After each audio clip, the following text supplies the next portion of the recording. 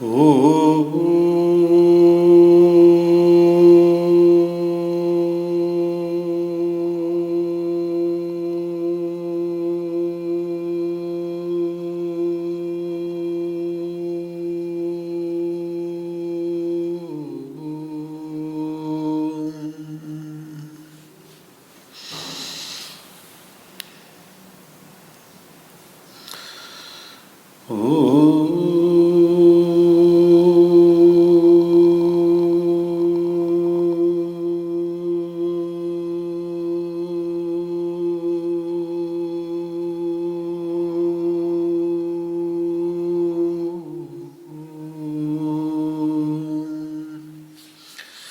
पूर्णमदः पूर्णमिदं पूर्णात् पूर्णमुदच्यते पूर्णस्य पूर्णमादाय पूर्णमेवावशिष्यते।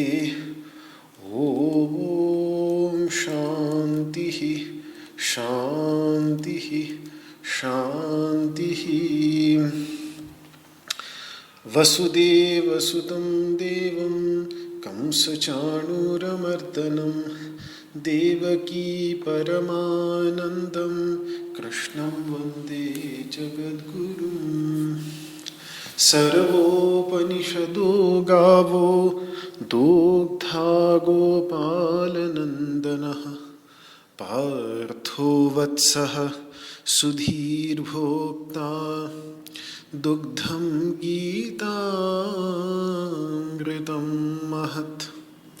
न कामयेऽहं गतिमीश्वरात् पराम् अष्टर्धियुक्तां पुनर्भवं वा आर्तिं प्रपद्येऽखिलदेहभाजाम् अन्तःस्थितो येन भवन्त्यदुःखाः।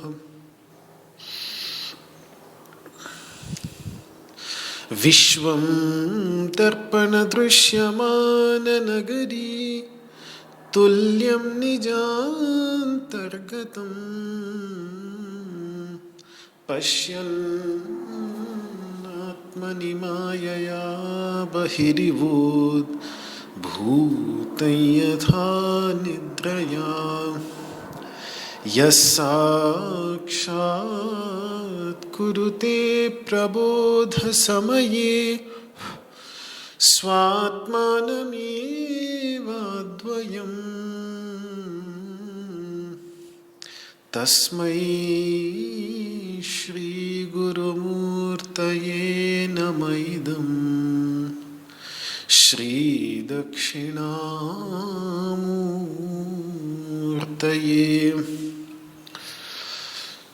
ॐ शान्तिः शान्तिः शान्तिः।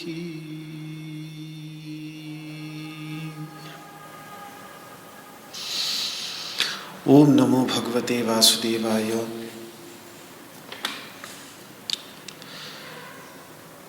दूसरे अध्याय का 50वां श्लोक,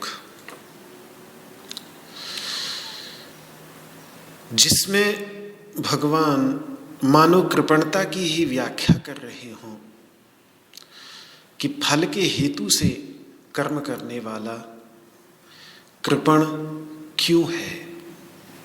वो कृपण इसीलिए है क्योंकि यदि हम देखें कि निष्काम भावना से कर्म करने वाले व्यक्ति को क्या क्या उपलब्ध हो सकता है, क्या क्या प्राप्ति उसे जीवन में हो सकती है, तो उसकी अपेक्षा से तुरंत समझ में आ जाएगा कि क्यों सकाम भावना से करने वाला व्यक्ति बेचारा है, दीन है। तो ये बातें भगवान आगे के विशेष करके 2 श्लोकों के अंतर्गत 50वें और 51वें श्लोक के अंतर्गत स्पष्ट करेंगे। एक बार पुनः 50वें श्लोक का उच्चारण कर लें। दूसरे अध्याय का 50वां श्लोक। बुद्धि युक्तो जहातीह उभे सुकृत दुष्कृते तस्माद्योगाय युज्यस्व योगः कर्मसु कौशलम् बुद्धियुक्तो जहातीह उभे सुकृतदुष्कृते तस्माद्योगाय युज्यस्व योगः कर्मसु कौशलम् बुद्धियुक्तो जहातीह उभे सुकृतदुष्कृते तस्माद्योगाय युज्यस्व योगः कर्मसु कौशलम्।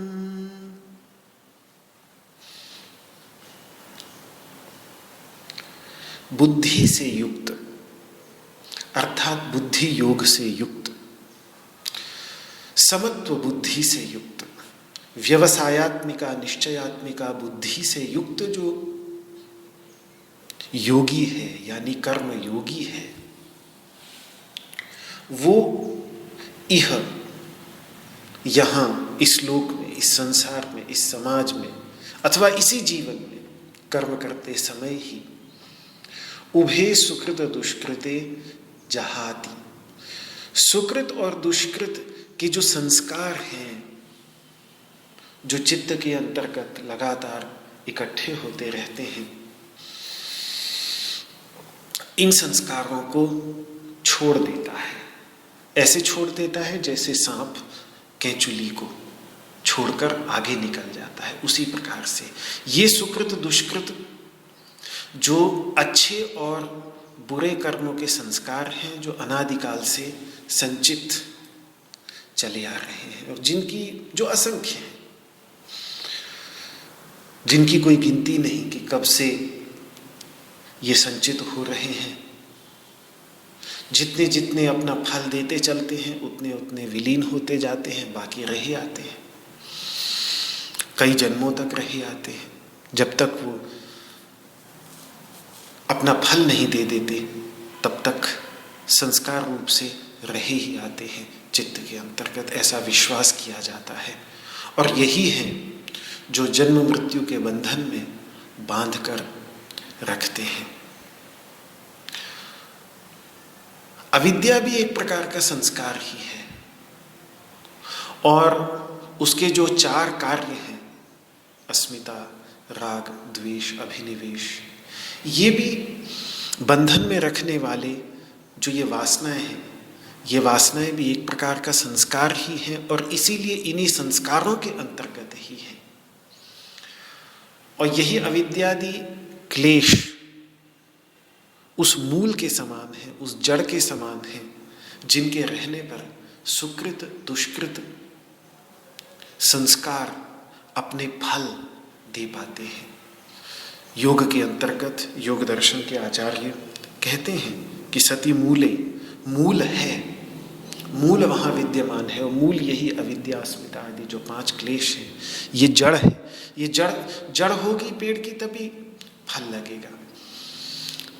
तो ये पांच क्लेश होते हैं तभी सुकृत दुष्कृत अपना फल देने में समर्थ हो जाते हैं। लेकिन ये अविद्या और उसके जो चार कार्य हैं, अस्मिता, अहंकार, राग, द्वेष और अभिनिवेश, इनका मूल जब अविद्या ज्ञान से निवृत्त हो जाता है तो फिर संस्कार अपना फल देने में असमर्थ हो जाते हैं।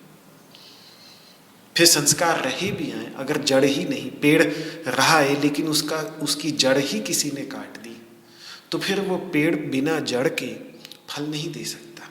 तो इसी प्रकार से सुकृत दुष्कृत भी यदि इनकी जड़ ही कट जाए, और इनकी जड़ जो है वो अविद्या है, वही अगर कट जाए तो फिर ये संस्कार अपना फल देने में असमर्थ हो जाते हैं। तो व्यक्ति ज्ञान के द्वारा अज्ञान के बंधन से तो मुक्त हो ही जाता है। संस्कारों के जो फल हैं, जात, जन्म, आयु और सुख दुख का भोग, इन सब से भी मुक्त हो जाता है। इसीलिए अगले श्लोक में भगवान कहेंगे कि जन्म बंध विनिर्मुक्ता। उसका कारण यही है कि सुकृत दुष्कृत रूपी जो संस्कार हैं, जो 2 प्रकार के संस्कार हैं, ये जब संस्कार ही नहीं रहे, ये संस्कार इसीलिए विलीन हुए क्योंकि अविद्या की वासना ही विनष्ट हो गई, जो इन संस्कारों के लिए जड़ के समान है। तो होता क्या है कि जब व्यक्ति निष्काम भावना से कर्म करता है तो अंतःकरण शुद्ध होकर भक्ति को जन्म देता है, भक्ति का उदय होता है। भक्ति के उदय से भक्त्या माम भी जानाति, जब भक्ति आती है तो उसके परिणाम स्वरूप ज्ञान आता है। ज्ञान तो भक्ति का पुत्र ही है, और जब ज्ञान आता है तो वो अविद्या रूपी वासना को जड़ से ही काट देता है, विनष्ट कर देता है। तो उसके बाद ये सुकृत दुष्कृत संस्कार अपने फल को देने में असमर्थ हो जाते हैं। यही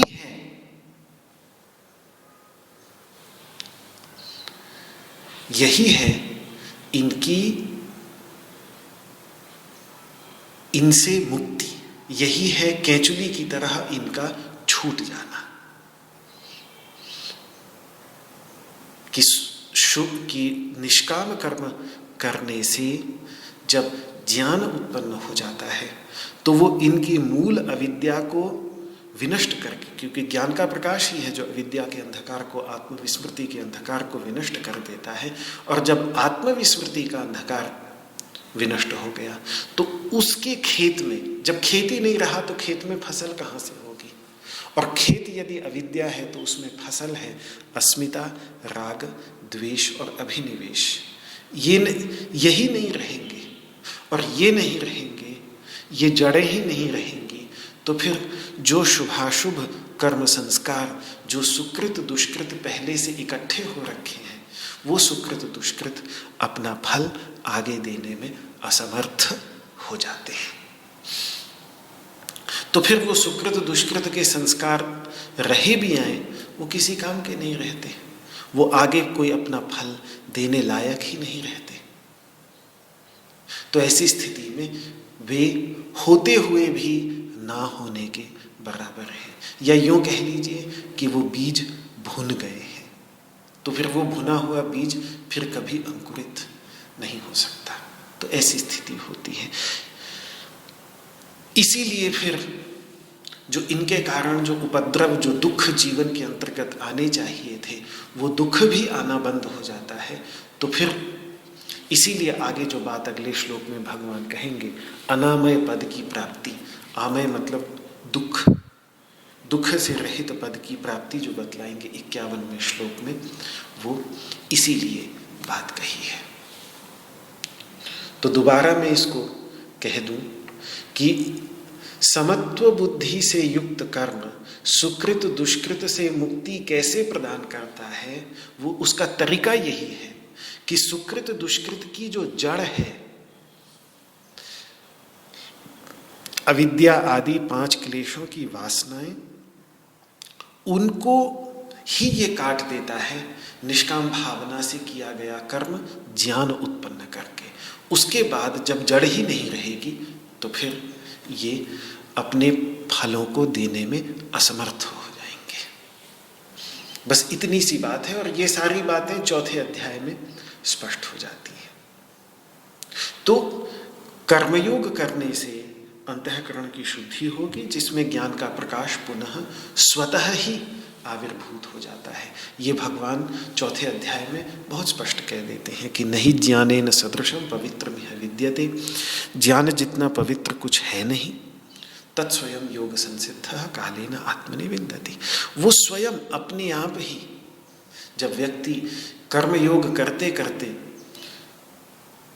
पूरी तरह से सिद्ध हो जाता है, तब अपने अंदर ही वो ज्ञान प्राप्त होता है। और फिर उस ज्ञान की अग्नि इतनी शक्तिशाली है कि वो सभी प्रकार के कर्मों के जो संस्कार विद्यमान हैं चित्त के अंतर्गत, उनको भस्म कर देती है, अर्थात उनको आगे फल प्रदान करने में असमर्थ बना देती है। ये भी बात वहीं भगवान 4थे अध्याय में कहेंगे।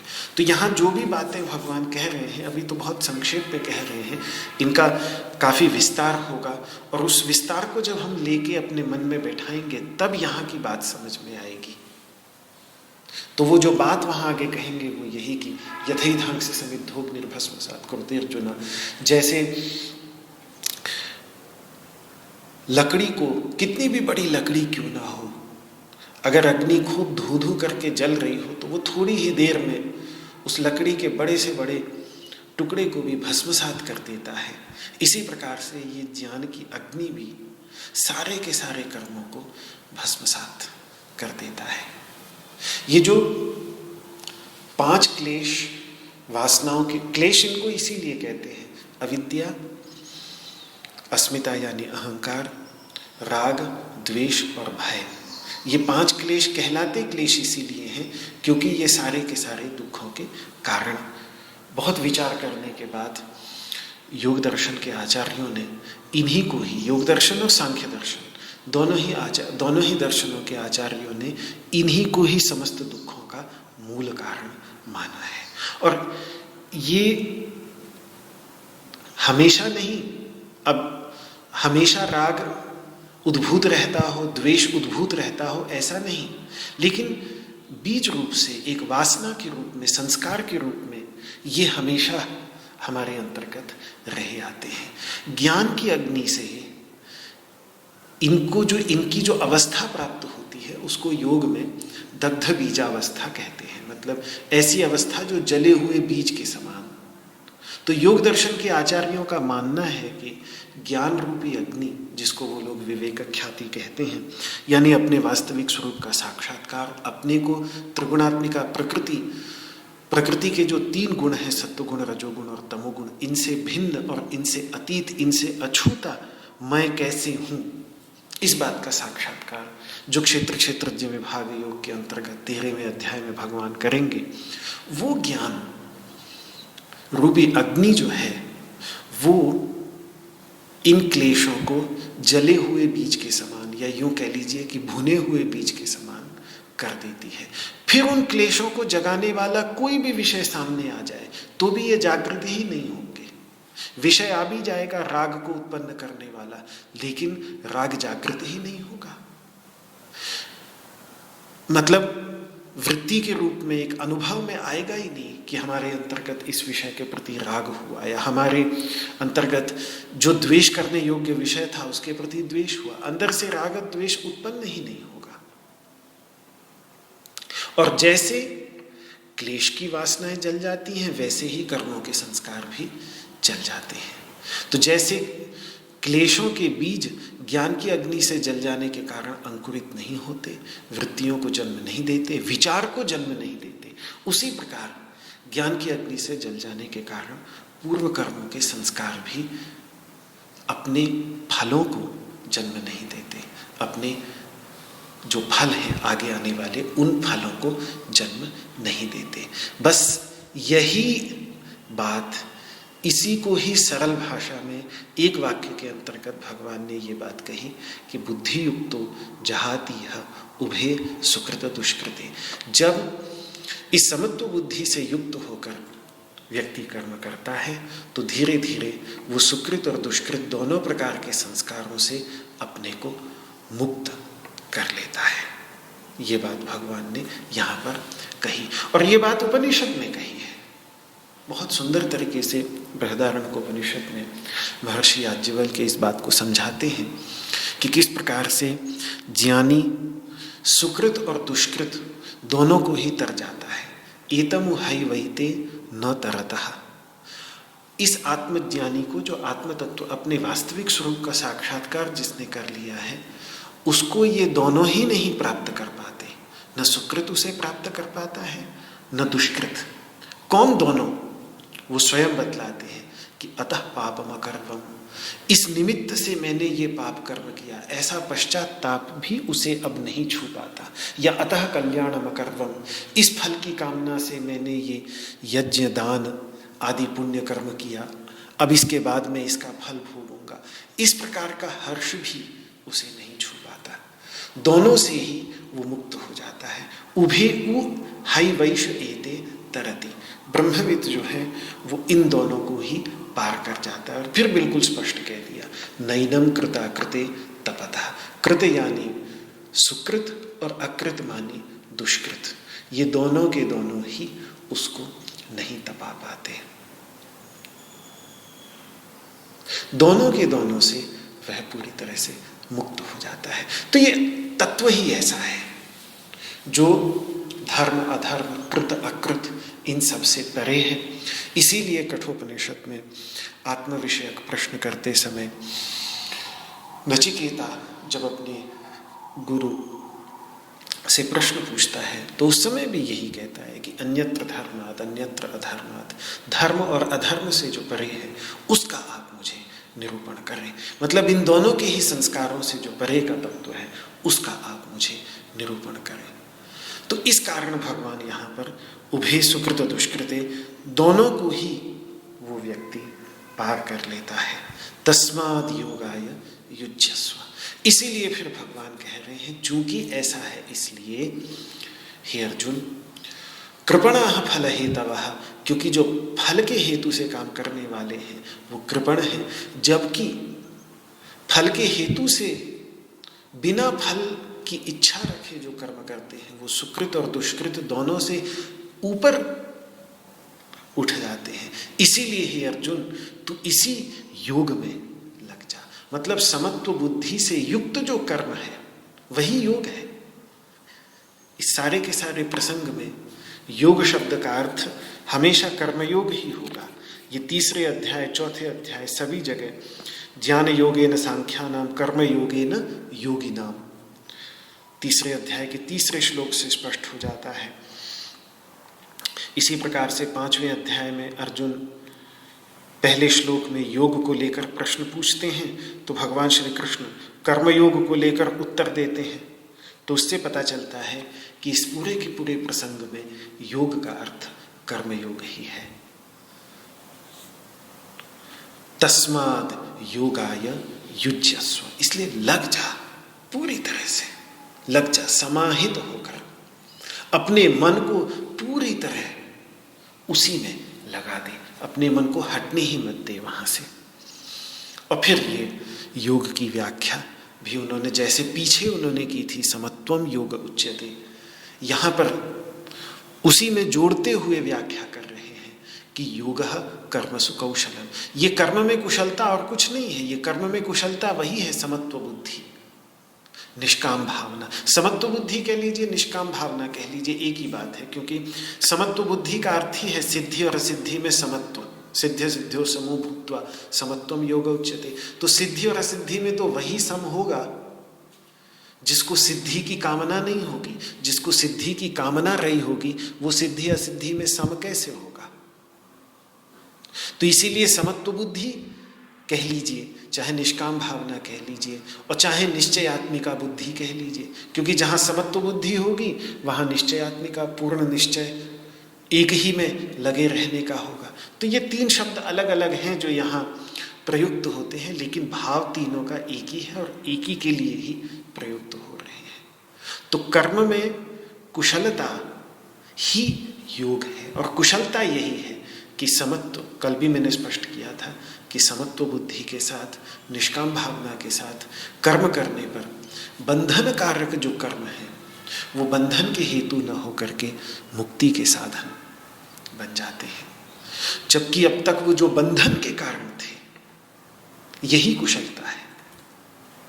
तो कर्मयोगी कर्म के साथ यही करता है और ये कमाल है उस बुद्धि का, उस सिद्धि असिद्धि में समत्व बुद्धि का, निष्काम भावना का।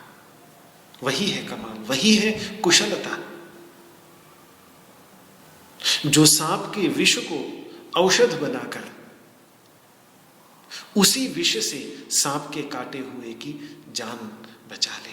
प्राचीन कहावत थी, भारत में भी यही होता था, विषस्य विषम औषधम। और आज भी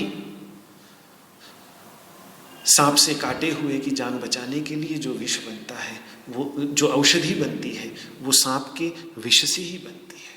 वही विष ही विष को काटता है।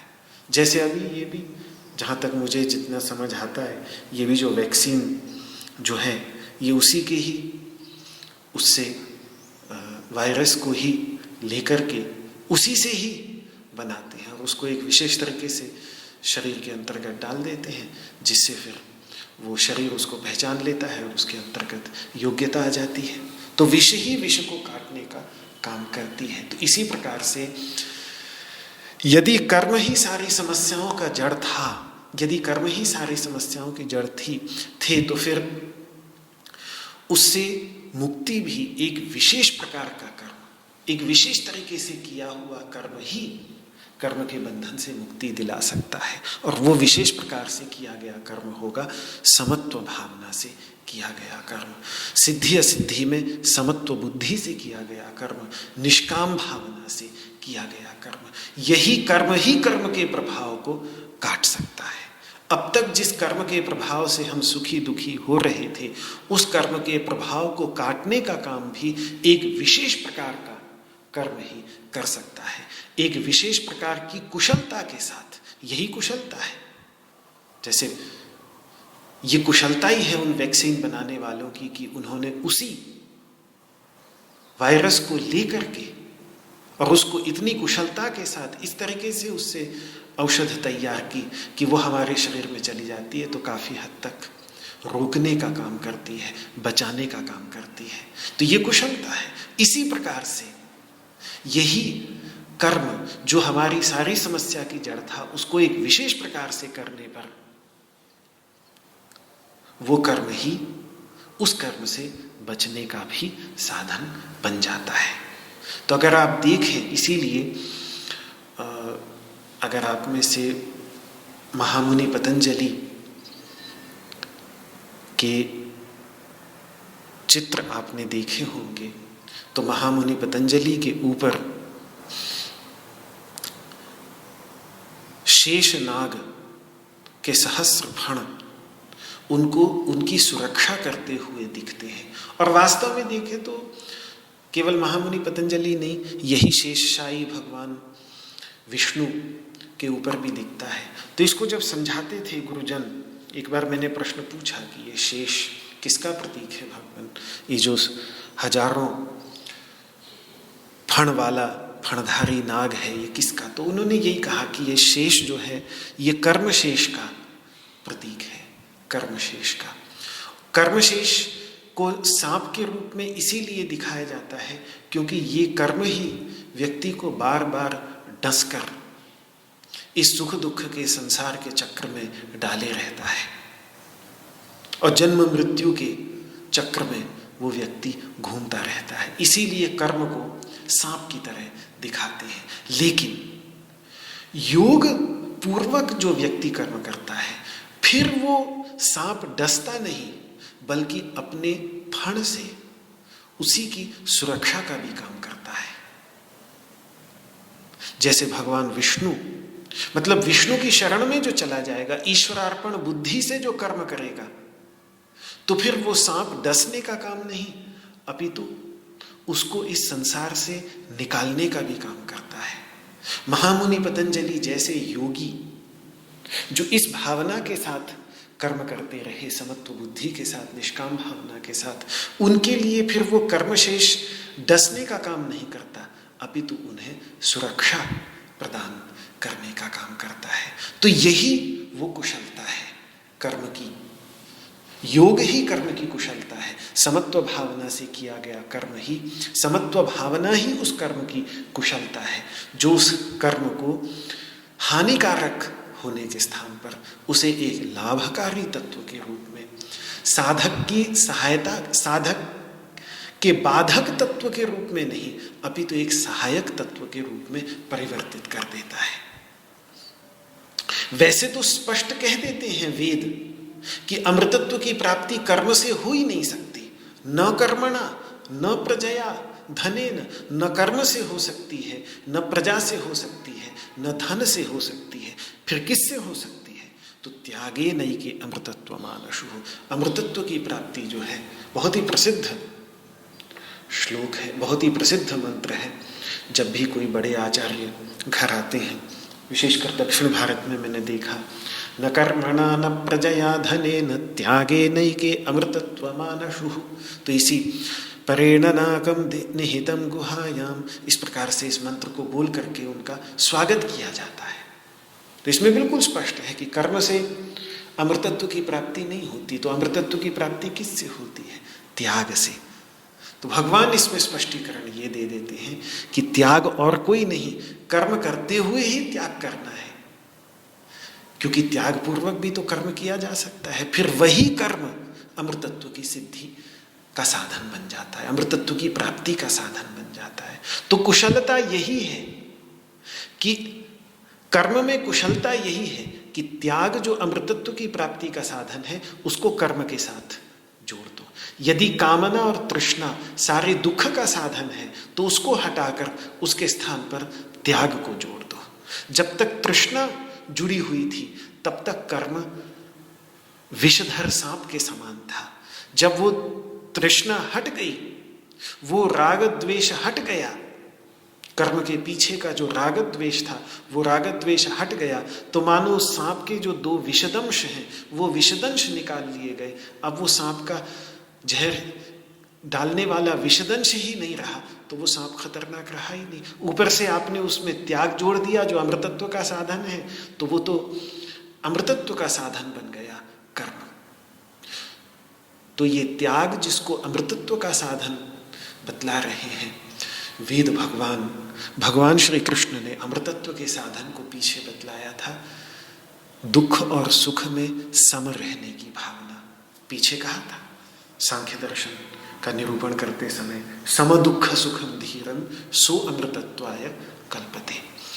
दुख और सुख में सम रहने वाला अमृतत्व के प्राप्त हो जाता, अमृतत्व की प्राप्ति के योग्य हो जाता है। तो इस समत्व की भावना से युक्त होकर किया गया कर्म फल को त्याग की भावना से, फल के त्याग की भावना से किया गया कर्म भी अमृतत्व की प्राप्ति का साधन बन सकता है। बस इतनी बात भगवान स्वीकार कर रहे हैं और ये बात वेद भी पूरी तरह से स्वीकार कर लेता है। इसीलिए वेद ये कहता है कि यज्ञ को निष्काम भावना से करके, दान को निष्काम भावना से करके, तपस्या को निष्काम भावना से करके इस आत्म तत्व को जानने की इच्छा साधक लोग करते हैं। तमेतम वेदानुवचनेन विविदिशन्ति यज्ञेन दानेन तपसा अनाशकेन। तो जो बातें बिल्कुल जिस प्रकार से उपनिषद में कही है उसी तरीके से भगवान यहाँ पर निरूपण कर रहे हैं। अब सुकृत दुष्कृत से मुक्त होकर मिलता क्या है, ये अगला प्रश्न आएगा मन में। भगवान ने तो कह दिया ठीक है, सुकृत दुष्कृते जहाति उभे सुकृत दुष्कृते। सुकृत दुष्कृत को छोड़कर मिलेगा क्या, ये बात अगले श्लोक में भगवान बताने जा रहे हैं कि ऐसा कर्मयोगी अंतःकरण की शुद्धि के उपरांत ज्ञान प्राप्त करके जन्म मृत्यु के बंधन से मुक्त हो जाता है और समस्त उपद्रवों यानी विक्षेपों यानी दुख से रहित, जहां ये तीन प्रकार के ताप, उसी को राम राज्य कह देते हैं। राम राज्य वास्तव में यही परम पद आंतरिक अवस्था ही है, जहां दैहिक दैविक भौतिक तापा राम राज नहीं काहुई व्यापा वाली स्थिति। तो ये राम राज्य जिसको गोस्वामी तुलसीदास जी राम राज्य कह देते हैं, जिसको उपनिषदों के महर्षि स्वराज्य कह देते हैं, राम राज्य कह लीजिए, स्वराज्य कह लीजिए। रामायण की भाषा में राम राज्य है, उपनिषदों की भाषा में स्वराज्य है। वो आंतरिक अवस्था जिसमें व्यक्ति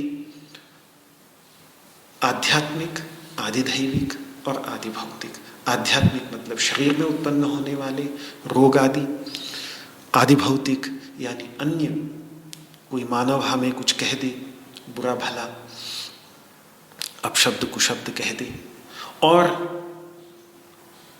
आदि भौतिक भूकंप इत्यादि, इनसे प्राप्त होने वाले दुख जहां तक पहुंच ही नहीं पाते। बचपन में मुझे ध्यान आता है कि गुरुजी एक कथा सुनाते थे कि एक जगह कथा चल रही थी, कहीं की घटना ही थी, शायद कैलाशाश्रम की घटना थी कि कहाँ की घटना थी। तो बतलाते थे कि प्रवचन चल रहा था, एकदम से बड़ी जोर से भूकंप आया, तो सब लोग उठ के भाग गए। जो प्रवचन करने वाले महात्मा थे वो ध्यानस्थ हो गए, वो उठ के भागे नहीं, वो ध्यानस्थ हो के वहीं बैठ गए। तो बाद में जब थोड़ी देर बाद भूकंप शांत हुआ, सब लोग लौट कर आए, तो उनको बड़ा आश्चर्य हुआ। उन्होंने कहा, महाराज जी तो, महात्मा जी तो ये बहुत बड़े दिव्य हैं कि इतना भूकंप आया, हम सब लोग भाग गए, ये बिल्कुल भागे नहीं। तो उन्होंने उनसे प्रश्न पूछा कि महाराज हम सब भागे, आप भागे नहीं। कहते भागा तो मैं भी था, लेकिन मैं वहां भागा जहां भूकंप की पहुंच नहीं है। आप कहीं भी आप बाहर भी भागे तो बाहर भागते हुए भी भूकंप से तो नहीं बच रहे थे। भूकंप तो सभी जगह है, जमीन तो सभी जगह फट सकती है, ऊपर से पेड़ तो सभी जगह गिर सकता है, मकान बाहर जाके भी आपके ऊपर ढह सकता है, बहुत कुछ हो सकता है। तो मैं वहां भागा जहां भूकंप की पहुंच ही नहीं है। भागा मैं भी था, ऐसा नहीं कि मैं नहीं भागा, पर मैं वहां भागा जहां भूकंप की पहुंच ही नहीं है।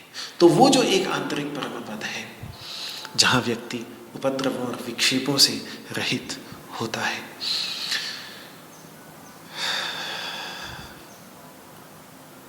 उस परम पद की प्राप्ति, अनामय परम पद की प्राप्ति इस व्यक्ति को हो जाती है। ये बात अगले श्लोक में भगवान कहेंगे। तो एक श्लोक के अंतर्गत ही ज्ञान का साधन भी और ज्ञान का फल भी, दोनों ही भगवान बतलाने जा रहे हैं। ज्ञान का साधन हो गया कर्मजम फलम त्यक्त्वा, कर्म फल त्याग पूर्वक कर्म, ये ज्ञान का साधन है। और ज्ञान का फल हो गया जन्म के बंधन से मुक्त होकर अनामय पद की प्राप्ति, समस्त दुखों से रहित पद की प्राप्ति, ये ज्ञान का फल हो गया। तो ज्ञान का साधन भी इसी श्लोक में है। एक ही श्लोक में ज्ञान का साधन भी है और एक ही श्लोक में पूर्वार्ध में ज्ञान का साधन है और उत्तरार्ध में ज्ञान का फल है। पहले आधे श्लोक में ज्ञान का फल और उसके बाद ज्ञान का साधन और दूसरे आधे श्लोक में ज्ञान का फल। 51वां श्लोक, इसका भी उच्चारण कर लें।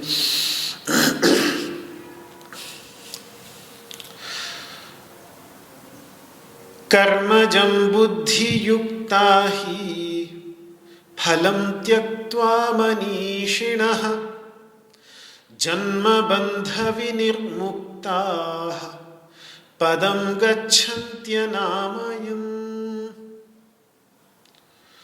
कर्मजं बुद्धियुक्ता हि फलं त्यक्त्वा मनीषिणः जन्मबन्धविनिर्मुक्ताः पदं गच्छन्त्यनामयम्।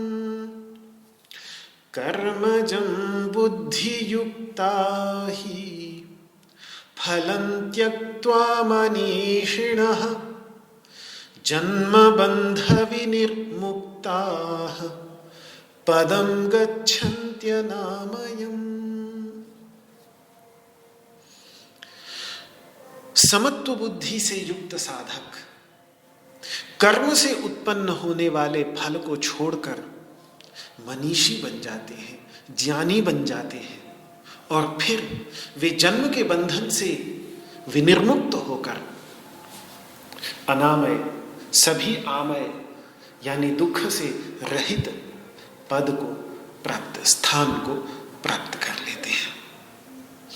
कर्मजं बुद्धियुक्ता ही फलम त्यक्त्वा मनीषिणः। बुद्धि मतलब वही समत्व बुद्धि, निश्चयात्मिका बुद्धि। उस बुद्धि से युक्त अर्थात निष्काम भावना से युक्त साधक कर्मजं फलम त्यक्त्वा, कर्म से जनित, कर्म से उत्पन्न तो अवश्य होगा फल। जब भी कोई कर्म हम करेंगे तो वो कर्म किसी न किसी आंतरिक संस्कार को जन्म देकर बाहर किसी न किसी फल की परिस्थिति का निर्माण करेगा और फल वो अवश्य आएगा उसका। लेकिन जब वो फल कर्म से जनित जो फल है उस फल को वो त्याग देते हैं तो त्याग कर वे मनीषी हो जाते हैं, ज्ञानी हो जाते हैं। यही उपनिषद का पहला ही मंत्र, बिल्कुल सारे के सारे उपनिषदों के पहले मंत्र में तेन त्यक्तेन भुंजीतः, अपना पालन अध्यात्म के मार्ग में त्याग से व्यक्ति पालन करता है। जितना अधिक त्याग में बढ़ता चला जाता है उतना ही इस ज्ञान के मार्ग पर आगे बढ़ता चला जाता है।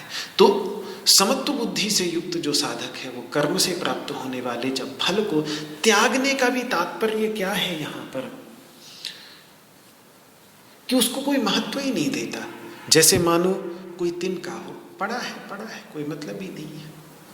और इसमें क्योंकि अगर व्यक्ति उसको जबरदस्ती अपने से दूर कर रहा है, हटा रहा है, तो भी वहां साधना की अवस्था की न्यूनता ही है। इसको प्रसिद्ध जो घटना है, बहुत बड़े भक्त थे राका और बांका, काफी प्रसिद्ध भक्त हैं।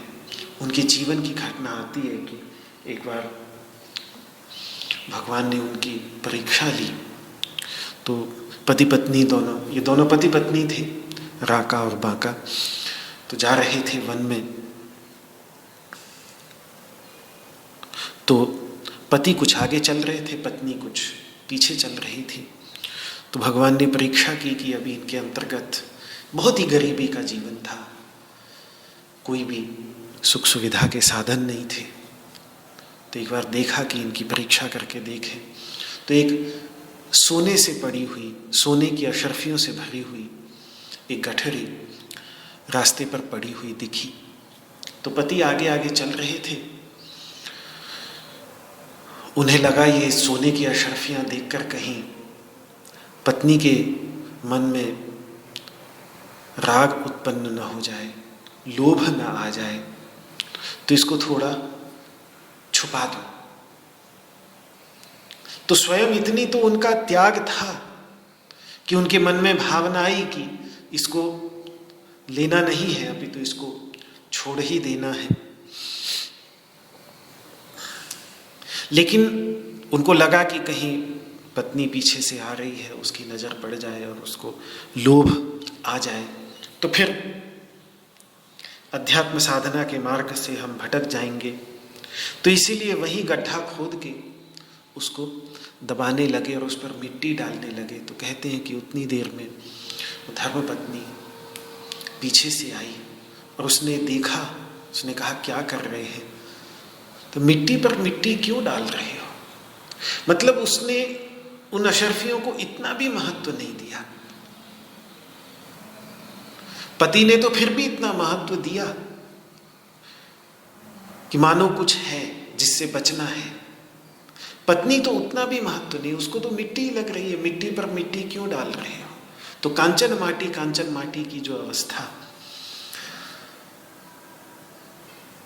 भगवान रामकृष्ण परमहंस को गंगा के तट पर बैठकर प्राप्त हुई थी, उस अवस्था को जिसमें समलोष्टाश्म कांचन, जो भगवान आगे 6 अध्याय में कहेंगे कि जिसके लिए मिट्टी का लोष्ट, मिट्टी का ढेला, अश्म यानी पत्थर और कांचन यानी सोना, ये तीनों के तीनों जिसके लिए समान हो जाते हैं। तो यहाँ फल का त्याग यही है कि जो फल बिल्कुल तिनके के समान, कोई उसका महत्व ही नहीं है। जब हम विषय जगत को, फल को भाव देते हैं तो भाव देकर ही हम अपने लिए बंधन खड़ा कर लेते हैं। जितना भाव देंगे उतना उस फल से हमारा बंधन होगा। और जब भाव नहीं देंगे, जिसको हमने भाव ही नहीं दिया, उससे बंधन कैसा होगा? और जब बंधन नहीं होगा तो व्यक्ति तो अपने आप मनीषी होता चला जाएगा। मनीषी जो है बहुत बड़ा शब्द है उपनिषदों का। ईशावास्य उपनिषद में तो इस शब्द का प्रयोग परमात्मा के लिए हुआ है। कविर मनीषी परिभू स्वयंभू, आत्मतत्व के लिए मनीषी शब्द का प्रयोग, चैतन्य तत्व के लिए मनीषी शब्द का प्रयोग किया है। उस चैतन्य तत्व को जो जान लेता है। वैसे मनीषी शब्द का अर्थ कई तरीके से करते हैं। एक तो मन का ईश यानी स्वामी, जिसने मन पर पूरा अधिकार कर लिया है, और भी व्याकरण की दृष्टि से जो ये ईश शब्द है, ईश, इसके 3 अर्थ होते हैं। ले जाना, निरोध करना और दर्शन करना, 3 अर्थ ईश धातु के कहे जाते हैं। तो मन को ले जाने की योग्यता, मतलब जिसका मन पर इतना अधिकार है कि वो मन को जहां चाहे ले जा सकता है, मन उसे कहीं नहीं ले जा सकता। वो चित्त को जहां लगा दे, चित्त वहीं लग जाएगा, चित्त उसको कहीं नहीं ले जा सकता, उसे कहेंगे मनीषी। दूसरा ईश का अर्थ निरोध भी होता है, हिंसा यानी निरोध, मतलब जिसने मन की ही हिंसा कर दी हो, यानी मन का ही निरोध कर दिया हो, मन को ही अपने कारण के अंतर्गत विलीन कर दिया हो, इसी को उन्मनी अवस्था, हठयोग के ग्रंथों के अंतर्गत उन्मनी अवस्था या मन से अतीत अवस्था कहते हैं। जब मन ही पूरे अपने, जैसे हम सभी का सुषुप्ति के अंतर्गत मन विलीन हो जाता है अपने कारण के अंतर्गत, जब रात को गहरी नींद में सो जाते हैं तो मन विलीन हो जाता है, लेकिन वहां पूर्ण आत्मविस्मृति, पूर्ण अविद्या के अंधकार से ग्रसित होते हुए वो मन विलीन होता है। योगी ध्यान की गहराइयों में जाकर मन को विलीन करता है। तो जो योगी ध्यान की गहराइयों में जाकर मन को विलीन करने में समर्थ हो जाए, ये जो विचारों का प्रवाह है, इन विचारों के प्रवाह को इतना सूक्ष्म कर दे कि फिर उन विचारों के प्रवाह, वो विचारों का प्रवाह अनुभव में आए ही नहीं। जैसे नमक की डेली पानी में घुलकर रहती तो है वहीं, लेकिन फिर दिखाई नहीं देती, इसी प्रकार से ये विचारों का प्रवाह इस प्रकार से घुल जाता है चैतन्य के अंतर्गत कि वो अलग से अनुभव में नहीं आता। इसी को ही उन्मनी अवस्था कहते हैं। उस उन्मनी अवस्था को जिसने प्राप्त कर लिया हो उसे भी मनीषी कहा जाता है। और तीसरा मनीषी, क्योंकि ईश धातु का अर्थ दर्शन होता है, तो इसलिए मन को देखने वाला, यानी मन का साक्षी। मन में अहंता का भाव न होने के कारण, मन के विचारों में मैपना न होने के कारण, मन में जो विचार आती भी हैं उन विचारों के साथ और सुख दुख के साथ उसका तादात्म्य नहीं होता। मतलब मन में विचार आएंगे भी तो विचार जैसे आए और बस चले गए, व्यक्ति के ऊपर, साधक के ऊपर उसका कोई प्रभाव पड़ेगा ही नहीं। सुख आया है चला जाएगा, दुख आया है चला जाएगा। दृष्टा के ऊपर, साक्षी के ऊपर उसका कोई प्रभाव नहीं पड़ता।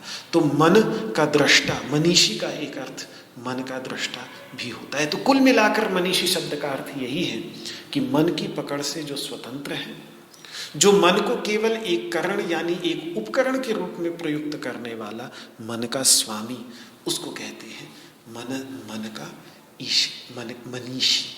तो उस शब्द का यहाँ पर प्रयोग किया है कि जब कर्म से जनित फल को तृण के समान उपेक्षा कर देता है समत्व बुद्धि में युक्त होकर कर्म करने वाला व्यक्ति, तो फिर वो मनीषी बन जाता है, ज्ञानी बन जाता है। कुल मिलाकर अनुभवात्मक ज्ञान से संपन्न ज्ञानी बन जाता है और फिर जन्म बंधन विनिर्मुक्ता, जन्म के बंधन से मुक्त हो जाता है। इस जन्म के बंधन से वी मतलब विशेष रूप से मुक्त हो जाता है। विशेषता यही है कि इसी जीवन में, बाद में कि नहीं, ये तो जीवन मुक्ति की बात है, जीते जी अभी इसी समय पूर्ण विशेषता के साथ। तो यही भाव गुरु नानक देव जी के मन में थे जब उन्होंने ये प्रसिद्ध जप जी का जो वाक्य है कि मन जीते जग जीत, मन पर जब व्यक्ति विजय प्राप्त कर लेता है तो पूरे जगत पर विजय प्राप्त कर लेता है, पूरे संसार, इस संसार पर विजय प्राप्त कर लेता है। कि जो अपने मन के बंधन से मुक्त हो गया, जो मन के बंधन में नहीं रहा, वो तो फिर इस संसार के बंधन से अपने आप मुक्त हो जाता है। तो जन्म बंध विनिर्मुक्ता, वो मनीषी होकर जन्म के बंधन से यही का यही विनिर्मुक्त होकर पदम गच्छन्ति अनामयम, वे अनामय पद को प्राप्त कर लेते हैं। पद का अर्थ होता है गंतव्य स्थान। चूंकि इस अवस्था को ज्ञान द्वारा प्राप्त किया जाता है, इसीलिए इसे पद कहते हैं। पद का और कुछ अर्थ नहीं, पद का अर्थ है गंतव्य स्थान। वह गंतव्य स्थान जहां कोई आमय नहीं है। आमय मतलब उपद्रव, जहां कोई नहीं है, जहां कोई दुख नहीं, विक्षेप नहीं, अशांति नहीं, रोग नहीं, इन सब से रहित जो परम पद है। ये काम क्रोध राग द्वेषादि ही उपद्रव है, और इनकी कारणभूता अविद्या तो सबसे बड़ी उपद्रव है। और इनसे जनित, इन पांचों से जनित, इनको क्लेश कहते ही इसीलिए क्योंकि ये क्लेश के कारण है। तो किसी भी प्रकार के दुख से जो अतीत पद है उसी को ही भगवान अनामय पद कह रहे हैं। अनामय पदम। आमय तब तक होता है जब तक व्यक्ति के जीवन में रजोगुण और तमोगुण प्रधान रहते हैं। जब तक रजोगुण प्रधान रहेगा तब तक और तमोगुण प्रधान रहेगा। इसीलिए सत्वगुण की प्रधानता जीवन में होते ही भगवान 14वें अध्याय में कहेंगे कि सत्वगुण की प्रधानता होते ही अनामय अवस्था प्राप्त होती है। तत्र सत्वम निर्मलत्वात् प्रकाशकम अनामयम।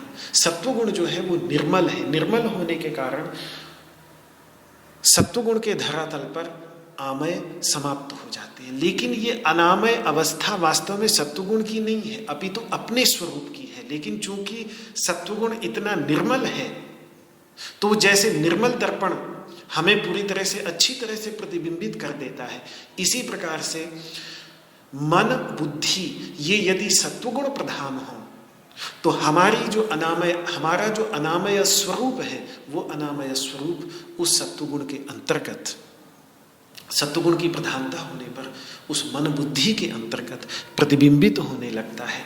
इसीलिए सत्वगुण को भगवान 14वें अध्याय में अनामय कहेंगे। बाकी वास्तव में अनामय जो है वो यही अपना वास्तविक स्वरूप है, जिसकी चर्चा भगवान ने कई बार गीता के अंतर्गत की है। 8वें अध्याय में इसकी प्रशंसा करते हुए कहेंगे कि यदक्षरम वेद विदो वदन्ति, जिस अक्षर तत्व का निरूपण वेद के वेदता करते हैं। यदक्षरम वेद विदो वदन्ति विशन्ति यद्यतयो वीतरागाः। समस्त राग द्वेष से रहित प्रयत्न करने वाले साधक जिस पद में प्रवेश करते हैं तत्ते पदम संग्रहेण प्रवक्षि। उस पद को मैं संक्षेप में बतलाऊंगा। जब उपनिषद इस पद को संक्षेप में बतलाती है तो ओमकार, ओम कह करके इस पद का निरूपण करती है। इसी के विषय में भगवान फिर 15वें अध्याय में भी कहेंगे कि ततः पदम तत्परिमार्गितव्यम। उसके बाद इस पद को ढूंढना चाहिए व्यक्ति को अपने अंतर्गत। और उस पद को कैसे लोग प्राप्त करते हैं ये भी बात भगवान वहाँ 15वें अध्याय में जब विचार कर रहे थे तो इस सब पर बड़े विस्तार से विचार किया था। निर्मान मोहा, जो मान और मोह से रहित हैं। जित संग दोषा, जिन्होंने संग के दोष पर विजय प्राप्त कर ली है। अध्यात्म नित्या, जो अध्यात्म के मार्ग पर नित्य ही लगे रहते हैं। विनिवृत्त कामा, कामनाओं से रहित हो जाते हैं। द्वंद्वैर विमुक्ता, इन सब द्वंद्वों से विमुक्त हो जाते हैं। वे गच्छन्त्यमूढ़ा पदम अव्ययम तत्, वे उस अव्यय पद को प्राप्त करते हैं। तो वहां अव्यय पद कहा। 18वें अध्याय में उसको शाश्वत पद कहेंगे, जिसकी प्राप्ति इन सब कर्मों को निष्काम भावना से करने पर होती है। ये अंत में भी भगवान 18वें अध्याय में कहेंगे सर्वकर्माण्यपि सदा कुर्वाणो मद्व्यपाश्रयः। मेरा सहारा लेकर, मेरी शरण लेकर, मुझे समर्पित करते हुए सारे कर्मों को सदा करता हुआ व्यक्ति मत प्रसादात, मेरी कृपा से शाश्वतम पदम अव्ययम, उस शाश्वत पद को, उस अव्यय पद को प्राप्त कर लेता है। तो उस अव्यय पद की चर्चा, उस शाश्वत पद की चर्चा बहुत ही प्रसिद्ध है, बार बार उसको दोहराने की आवश्यकता नहीं। पर यहाँ भगवान ने जो ही शब्द का प्रयोग किया है इस श्लोक के अंतर्गत, कर्मजम बुद्धि युक्ता ही वो प्रसिद्धि का ही सूचक है। क्योंकि वेदों में भी कठोपनिषद के अंतर्गत इस पद की प्रसिद्धि है। ऋग्वेद के अंतर्गत तद्विष्णोः परमं पदम, इस पद की प्रसिद्धि है। वेदों के अंतर्गत, उपनिषदों के अंतर्गत सर्वत्र इसकी प्रसिद्धि जिस पद की है उस पद की प्राप्ति करा लेता है और कुछ नहीं। सरल भाषा में ये अपना ही वास्तविक स्वरूप है। अभी हम सब अपने स्वभाव में फंसे हैं, ये भगवान अपने स्वरूप की प्राप्ति का मार्ग बतला रहे हैं। स्वभाव चूंकि त्रिगुणात्मक है, त्रिगुणों का प्रभाव स्वभाव के ऊपर पड़ता है, स्वभाव का निर्धारण चूंकि प्रकृति करती है, इसीलिए स्वभाव के धरातल पर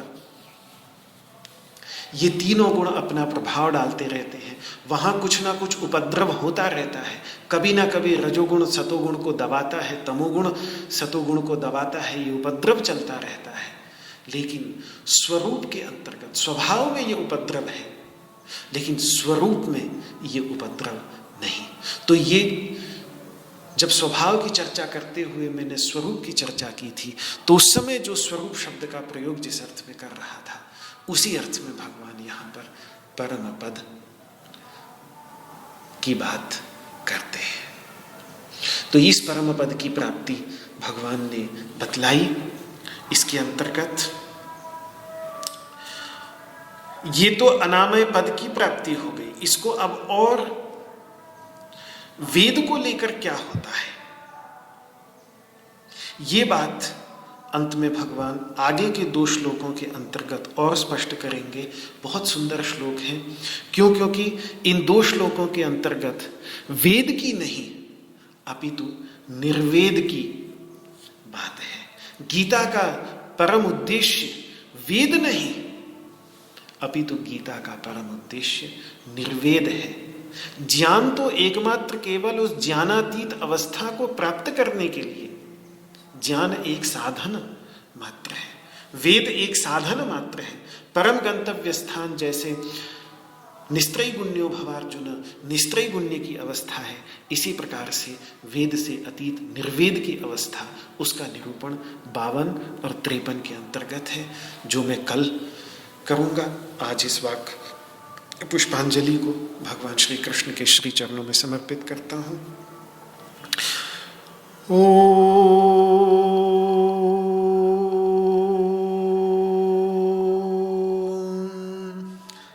सर्वे भवन्तु सुखिनः, सर्वे सन्तु निरामयाः, सर्वे भद्राणि पश्यन्तु, मा कश्चित् दुःखभाग् भवेत्। ओम शांतिः शांतिः शांतिः। न त्वहं कामये राज्यं न स्वर्गं न पुनर्भवं, कामये दुःखतप्तानां प्राणिनामार्तिनाशनं। श्री कृष्णार्पणमस्तु। आपको मेरा हाथ जोड़ करके प्रणाम। जय श्री कृष्ण, जय श्री कृष्ण, जय श्री कृष्ण।